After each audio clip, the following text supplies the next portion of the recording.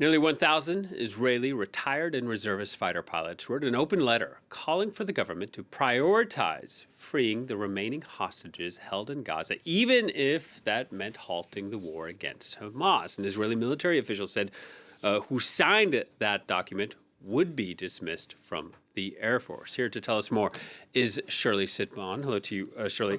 This is not the first time that a letter from Israeli soldiers has been written calling for an end to the war.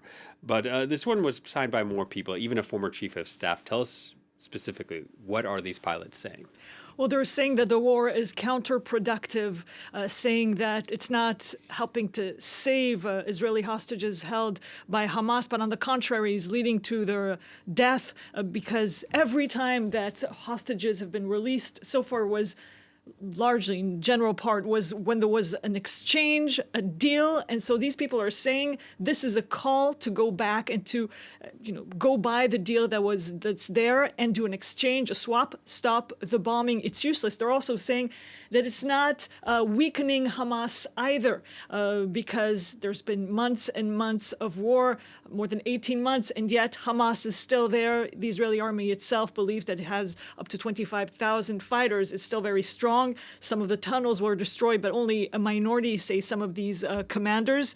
And yes, you talked about a chief of staff. Indeed, Dan Chalutz, former pilot, head of the Israeli Air Force, and also chief of staff. He's among those who signed this. Also, when you say what they are saying, they're saying that there are political motives and personal motives behind the ongoing war now, pointing towards Netanyahu without citing his name, without saying his name. What they're not calling for in this letter is to disobey. And they're saying, we will come up and show up for duty. We're not calling to desert army ranks. We're not doing that. So they're very cautious with their wording, direct about the Israeli government's intentions, direct about the fact that the war is counterproductive and is killing, and at the same time being cautious. We're not calling to disobey, showing that they're responsible. Yeah, direct but cautious. And despite that approach, there's been calls for them to be dismissed from the military. And that would be different from what we saw in previous letters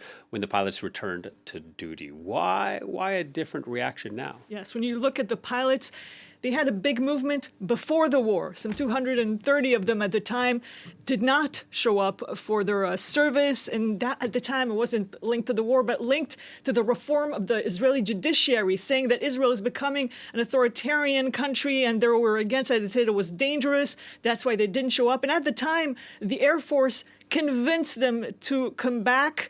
That was the idea, is not dismissing them, but bringing them back. Today is completely different. Benjamin Netanyahu is pushing for their dismissal. He says he backs the Air Force decision to dismiss them. He says they're extremists. They're threatening the country's unity. Their goal is to weaken, to divide. And also some people on the right have even called to strip them of their ranks and their medals and to take away their pensions. A different situation today from what was happening before the war. There were other groups that also signed letters. Not as many people. Medics, some 250 medics last month signed a letter against the war, also saying that it's not legal for Israel to operate and not ethical to operate in that area in this way. And also, a new letter is coming up from ex-naval officers, former ones, not ones who are currently active. Now, in this letter, they do mention the loss of Palestinian lives. They don't say the word Palestinian. Yes. And I heard an interview today with two of the former generals, retired generals who initiated that letter. And a journalist asked them, they said, well, you're criticized for mentioning innocent civilians being killed. Are you referring to Palestinians? And why did you include that sentence?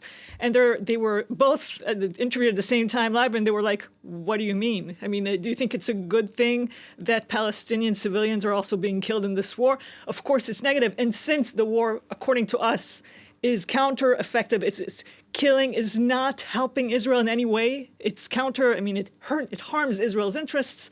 Well, of course, we need to say that it's also killing Palestinians who are innocent as well. Not just civilians, but many, many civilians. All right, Shirley, thank you very much. Shirley Sitbon.